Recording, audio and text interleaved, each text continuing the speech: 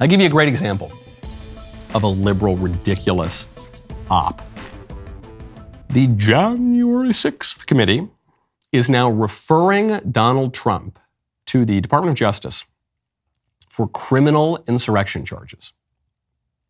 Now, this is a committee made up only of Democrats, nominal Democrats and de facto Democrats. They're urging the DOJ to consider charging Trump with inciting or aiding an insurrection. Democrat Rep. Jamie Raskin announced this referral. He described it as, quote, a grave federal offense anchored in the Constitution itself. And then he noted this was automatic grounds for disqualifying someone from holding state or federal office. These people, they don't give up. They don't give up. They don't.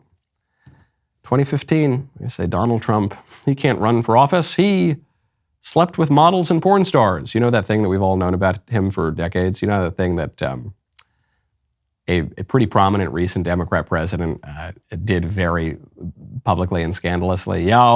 Trump, he's disqualified. And then what? He colluded with the Russians, so he's disqualified.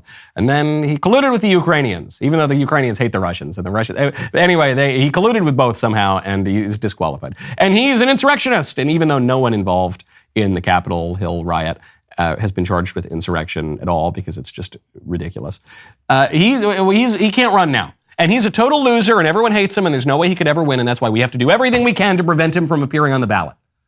That doesn't quite add up to me. What should the GOP take from this?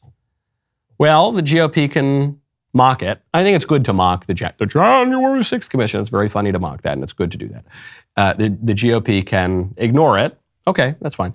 The GOP can get angry about it. I don't know why. I wouldn't get angry. It's such a joke. I mean, DOJ is probably going to pick it up. They've been all going after Trump for 7 years now. But whatever, it's just these aren't serious people. They don't have principles. So there's no use getting riled up about that. What I think the GOP should do is use these kinds of operations against the Democrats. I think I would humbly propose, especially as the GOP is about to take control of the House of Representatives, saw some of my Republican congressman friends yesterday at TPUSA, I would recommend, as the GOP is thinking about investigating Hunter Biden, okay, that's fine. Or the GOP is talking about investigating Dr. Fauci. Yeah, I think that's good. I think we should investigate Dr. Fauci. I think the GOP should investigate and potentially prosecute Democrat politicians for incitement against the GOP, for even potentially insurrection. I think they should do exactly to the Democrats what the Democrats are trying to do to Republicans. The Republicans have far better grounds to do it to the Democrats. Democrats like Maxine Waters have incited violence, have explicitly called for violence, pushing back on people in public, going to Republican politicians' homes against the GOP, against the conservatives. Chuck Schumer said, we're coming for you, Neil Gorsuch. We're coming for you, Brett Kavanaugh. And then what happened? A liberal takes a bus from California to Washington, D.C. and tries to assassinate Brett Kavanaugh. Drag Chuck Schumer before that committee. Drag Maxine Waters before that committee. Drag all these Democrats. Drag Kamala Harris, who bailed out the rioters during BLM. Drag the Biden administration staffers who bailed out the rioters, the violent people during BLM, who encouraged the BLM riots. Drag them, accuse them of incitement to violence, accuse them of insurrection, accuse them of all the same stuff that they're accusing us of. Look, I think there's a much stronger case that we have to make against the Democrats on these grounds.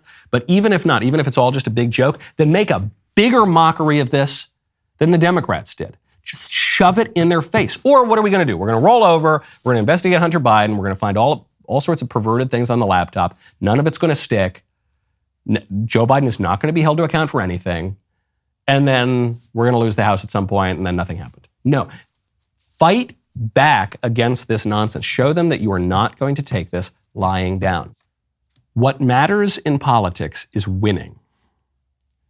We want to win in a just, moral, legal way. But assuming all of those things, we have to win. We don't want to lose.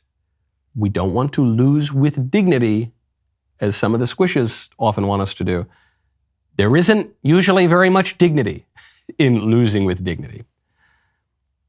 You see this principle articulated by Donald Trump. And we now know this because Hope Hicks was giving testimony to the January 6th Commission, and Hope Hicks explained her disagreements with and the advice that she gave to and the response she heard from President Trump after the election. The Select Committee has obtained testimony from new witnesses who've come forward to tell us about their conversations with ex-President Trump on this topic. Here is one of his senior advisors, Hope Hicks. Seeing evidence of fraud on a scale that would have impacted the outcome of the election, and I was becoming increasingly concerned that we were damaging his legacy. What did the president say in response to what you just described? He said something along the lines of, nobody will care about my legacy if I lose. So that won't matter. The only thing that matters is winning. Putting any particulars aside about Trump's behavior after the 2020 election, I know some people think he fought like hell and that was a great thing, and some people say, no, he didn't present proper evidence of fraud, and so what he did was irresponsible and it hurt his chances of running again. Okay, whatever. That's not what I'm talking about right now. That we can have those disagreements. The principle that Trump is articulating here, according to Hope Hicks, who is a very trusted advisor of his, is correct. What matters in politics, assuming we're all operating within the bounds of justice and legality and morality, what matters is winning. This is a principle that was articulated best, I think, by Cocaine Mitch, who, love him or hate him, the man knows a lot about winning. The man is very, very good at wielding political power. And Cocaine Mitch said, in response to one of his opponents, you got Pablo Escobar Mitch over here versus the DEA of his opponents. And he said, the winners go to Washington and make laws, and the losers go home. Say hello to my little friend. And that's what he said. And the last part, I assume that's what he was thinking. He's right about that.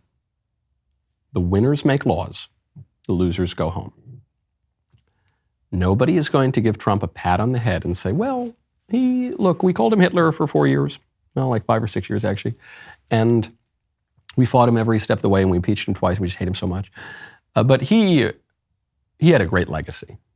One-termers don't get great legacies. Even if the liberal media pretend to like them a little bit as a way to attack whoever the presently dangerous Republican is, in the long run, one-termers don't really get great legacies. Okay, what matters is winning and doing and succeeding. Trump was totally right. Did it matter in the end? I don't know. It remains to be seen because he's running again in 2024. The rest of the show continues now. Today is not Music Monday, but we're making it Music Monday because, I'm a pop maven. I was on the road yesterday. It was a little tricky to do the member block. So Ben Davies says that I am now going to complete the pop music trifecta. We have done T Swift. We have done the Biebs. Now we are moving on to Ed Sheeran. If you're not a member, click the link in the description and join us.